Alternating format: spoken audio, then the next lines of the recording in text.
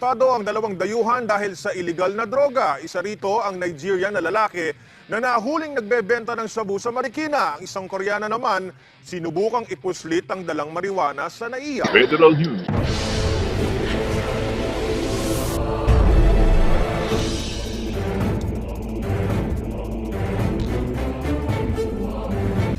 I don't know about the stuff, I don't know about the money. Ito na lang ang nasabi ng Nigeria national na si Ejike Okoye alias Martin matapos matiklo sa bypass operation sa PIDEA NCR Region 3 sa isang resto bar sa Marikina City kagabi. Na-recover mula sa kanya ang 6 na sachet ng hinihinalang shabu na nakakahalaga ng higit 300,000 piso. Ipensa ni Okoye na setup lang siya. A woman have been calling me for past 3 weeks or something like that. Then I just go to meet her up. I don't know. I think it's someone set me up. Pero ayon sa otoridad, miyembro ng isang African drug syndicate si Okoye na nakikipagsosyo sa mga Chinese sa supplier ng droga. Because hirap na ring magpapasok or hirap na ring mag-manufacture. So ang nangyayari, coming from dati kasi galing sa sa Africa yung drugs. But eventually mas nakikita nila mas madali na lang yung sila magbebenta na finished product na. Tiklo din ng Koreanang ito matapos mahulihan ng higit 100 gramo ng hashish, mas mahal na uri ng marijuana sa NAIA Terminal 2 kahapon. No, I don't like this. I'm not, this is my response. I want to talk to my embassy in that case first. Galing daw sa Gada at biyaheng Busan, South Korea ang estudyante na si An Yunho nang madiskubre ang hashish na nakatago sa maselang parte ng kanyang katawan. While she was on the initial screening of frisking, nahulihan siya on her body. Parang remembrance siguro niya papuntang Korea. Maharap sa kasong paglabag sa Comprehensive Dangerous Drugs Act ang dalawa na pansamantala nakakulong sa tanggapan ng PIDEA.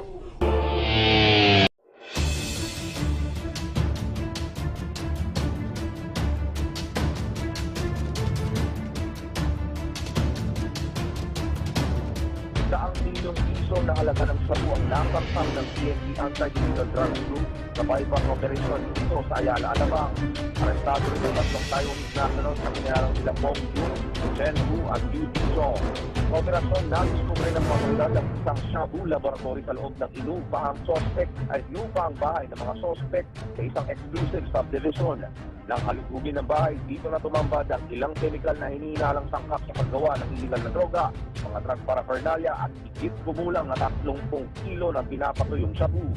Pinatayang hanggang 5 kilo ng shabu ang kayang gawin ng laboratorio kada araw. At sa pagkakalimutan ng higit kumulang 5 kilo ng shabu na may higit value na 235 million pesos ang nasaba. Potential informant, natagpuan sa unang bahay ang lutuan ng shabu kung saan may heating mantle, burner at tangke. Sa kwarto naman sa kabilang bahay natagpuan ang sako-sakong mga chemicals na pinaniniwala ang ginagamit ng mga suspect sa paggawa ng ipinagbabawal na gamot. Sa pangalawang bahay din natagpuan ang mga glass laboratory equipment tulad ng beaker, separator funnel, glass container, test tube, flask at iba pa. Kasama ding natagpuan ang mahigit sa 120 sako ng caustic soda, magnesium sulfate, sodium hydroxide, acetone at hydrogen gas. Ayon naman kay PIDEA Region 3 Director Gladys Rosales, ikinukonsidera nilang medium-scale shabu laboratory ang bahay na nirentahan ng isang Rosemary Xiao at ng hinihinalang Taiwanese na asawa nito. Aniya, nakakapag-produce ito ng 10 kilo ng shabu sa isang araw na nagkakahalaga ng 50 million pesos. Samantala, nasorpresa naman maging ang barangay chairman sa nadiskubring shabu laboratory sa kanyang nasasakupan. Bagamat inabandona na ni Xiao ang nasabing bahay, sinabi ni Major Merdigia na sasampahan pa rin nila ng paglabag sa Section 8 Manufacturing of Dangerous Drugs ng Republic Act 9165 o Dangerous Drugs Act of 2002. Magsasagawa pa rin aniya sila ng mga follow-up operations upang matukoy kung sino-sino ang mga kasabwat ni Xiao at ng asawa. Sa isang bungalow type na bahay na ito na may 3 kwarto at katabi lang ng mismong guardhouse ng isang eksklusibong subdivision, bumulaga sa mga otoridad ang ilang plastic containers. Ang laman, tila kakaluto pa lang na shabu. This one is the pure, siguro mga abot mga 90% ito. Kaluto pa lang. Hindi, ito na mismo. Ito na mismo yung i-distribute nila. Dalawang Taiwanese din ang nahuli sa raid na pinangunahan mismo ni bagong talagang PDEA Director General Isidro La Peña. Ayon sa raiding team, ito ang kauna-unang ng pagkakataon na sumama ang mismong PDEA Director General sa actual na raid. But apparently, it's a big quantity ang kanilang na-produce dito. Sa isang kwarto makikitang naglalaki ang mga makina na tila ginagamit sa paghalo sa mga sangkap sa paggawa ng shabu. Sako-sako rin ang mga raw chemical materials na nakita sa iba pang kwarto. Isa sa ilalim muna sa documentation at inventaryo ang mga shabu na nakumpiska pero tiyak kumanong daan-daang milyong piso ang halaga ng mga ito. Bukod sa bahay na ito sa Pamplona, Las Piñas, isa pang tila warehouse naman ang sabay na sinalakay sa Parañaque kung saan dito hinihinalang iniimbak ang mga ginagawang shabu. Aminado naman ang security officer ng eksklusibong subdivision na nagulat sila na merong shabu lab sa kanilang lugar. Wala naman to silang namomonitor na kakaiba sa bahay na ito. Ang akala lang daw nila, pamilya lang ng Taiwanese ang nakatera dito. Kikita pa sa loob yung liquid shabu na sumasalalim ngayon sa tinatawag na crystallization. Dito ay around 90 to 100% pure shabu itong mga narito at nagkakahalaga yan ng daan-daang milyong piso. So ito yung kabuang 3 CCTV sa lahat ng anggulo sa labas ng gate. Mga barbed wire na nakapulupot sa mataas sa pader. 3 buwan na raw tinitiktikan ng PNP Anti-Illegal Drugs Group at PDEA Region 3 ang bahay na ito sa Timog Park, Angeles City, Pampanga. Kasunod ng tip na isa umano itong shabu laboratory. Pero sa loob ng 3 buwan walang nakitang pumasok o lumabas sa bahay. Sa bisa na isang search warrant ni-raid ng mga otoridad ang bahay kanina. Nakumpirmang abandonado na ito. Since January namin natanggap yun, binantayan namin itong laboratory na ito. Kaso mayroong insidente na hindi ko alam kung nasunog kami or what. Parang hindi na sila bumalik simula nun. Kung titignan, tila bahagi lang ito ng kisame ng bahay. Pero kapag hinila, ito palang tanging daanan paakyat sa ikalawang palapag. Sa isang kwarto tumambad sa mga otoridad ang samot-saring mga kagamitan sa paggawa ng shabu. Base sa natagpong laboratory equipment, isa raw itong medium-scale shabu laboratory na kaya maglabas ng hanggang 10 kilo ng shabu kada araw. Sa kabilang bahay sa loob pa rin ng compound, tumambad ang mga sako ng sodium hydroxide at ilang timba ng mga kemikal na ammonium nitrate, parehong sangkap sa paggawa ng shabu. Doon sa attic sa house number 1, makita natin yung complete setup ng distillation process. So, ibig sabihin, doon sila nagluluto ng shabu. Dito po sa house number 2, andito yung imbakan nila ng mga chemicals. Sa impormasyong nakuha mula sa Homeowners Association, isang Rosemary Xiao na Chinese national umano ang nangungupahan sa bahay na pag-aari ng isang Rosalie Charpilos. Pero Disyembre para umalis si Xiao at hindi na muling namataan pa. Si Charpilos hindi na raw makontak. Wala ho ba tayong nakuhang reklamo sa mga kapitbahay na may nangangamoy dito sa paligid nila? Mula na sa ina, wala naman akong na-receive na reklamo galing sa mga kapitbahay. Isa sa ilalim sa laboratory testing ang mga nakuhang chemical at kagamitan. Pinaghahanap pa rin sina Xiao at Charpilo. Sa isinagawang drug buy-bust operation ng NCRP o RAID kaninang madaling araw, natuklasang mini shabu laboratory pala ang bahay na ito sa Ayala Alabang Village, Muntinlupa City. Unang-unang bumili ng 25 kilo ng shabu sa halagang 25 million pesos sa mga kosher buyer na pulis sa kanilang target na si Pong Jung na isang Taiwanese. Na magkaabutan, dito na sinalakay ng mga otoridad ang bahay.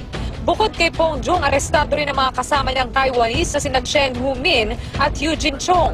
Si Pong Jung ang nag-abot at dito naabutan yung dalawa, si Chen Wunli at saka si Eugene Jung. Kaya importante dito yung mga chemist, yung nagluluto, sila may kaalaman, so malaking kabawasan dun sa sindikato pagka nakakuha tayo ng chemist. Bukod sa 25 kilo ng shabu na nabili sa buy-bust, tumambad sa mga otoridad ang tinatayang nasa 30 kilo pang hinihinalang finished product na shabu. Natagpuan din sa iba pang bahagi ng bahay mga kagamitang ito tulad ng kalan, kemikal at iba pang aparato panggawa ng shabu. Nasamsam din ang mga container na ito na naglalaman ng mga unfinished product. Sa pagtaya ng NCRPO, higit 55 kilo na hinihinalang shabu ang nasamsam sa loob ng mini shabu laboratory na may 275 billion pesos street value. Posible raw na taktika ng mga sindikato na magtayo ng laboratorio sa mga lugar na hindi basta-basta napapasok tulad ng exclusive village na ito. May mga pera, so pwede sila mag-rent ng mga magandang lugar, bahay, para hindi ma-disclose yung kanilang operation. Yung coordination, cooperation ng bawat barangay at ng bawat security management, lalo na pagka mga ganitong lugar na mahirap pasukin, napaka-importante. Agad dinala sa crime laboratory ang lahat ng mga nakuha sa mini Shabu Lab upang masuri ang iba pang kemikal na naroon. Ikinulong naman sa Camp Bagong Diwa ang 3 Taiwanese na maharap sa kasong paglabag sa RA 9165 o Comprehensive Dangerous Drugs Act of 2002. Isang anti-drug operation ang isinagawa ng pinagsanib puwersa ng Philippine Drug Enforcement Agency o PDEA at Philippine National Police Anti-Illegal Drug Group o AIDG sa Bulacan kahapon. Isang bypass operation ang isinagawa sa Barangay Santa Clara, Santa Maria, Bulacan.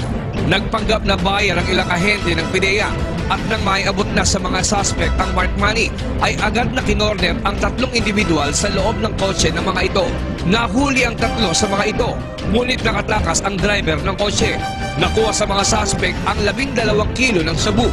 Initially, nagkaroon tayo ng bypass operation kung saan nakakuha tayo ng 2 kilos at nagkaroon ng follow-up na naka-recover pa tayo ng 10 kilos dito sa sasakyan. Nakahuli tayo ng 3 suspects. Ngayon, mayroon mga kasamahan nito na nakatakbo. Tinugis ng mga otoridad ang driver ng kotse at nahuli ito sa isang apartment sa loob pa rin ng naturang barangay kasamang 3 iba pang individual. Dito natuklasan ng mga otoridad na ginawa palang tila isang Shabu Lab ang naturang apartment. Sa loob ng kwarto nito, tumambad ang nagkalat na pinatutuyong shabu. Bukod pa ang 3 bag na puno ng kilo-kilong shabu na itinago sa loob ng kabinet.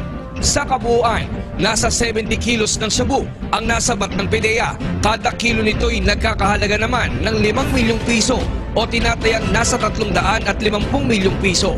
Binaypas natin 2 kilos, tapos nakakuha tayo ng 10 kilos sa sasakyan, and then 57.5 kilos itong nakuha natin dito. Total of 69.5 kilos, mga 350 million pesos. Yeah, may involved na Chinese. Oo, hindi ordinaryong grupo to kasi hahawa ka ng ganito kalaking volume ng droga eh. Todo tanggi naman ang may-ari ng apartment at ng mga suspect na may kinalaman sila sa mga droga na nakuha sa apartment.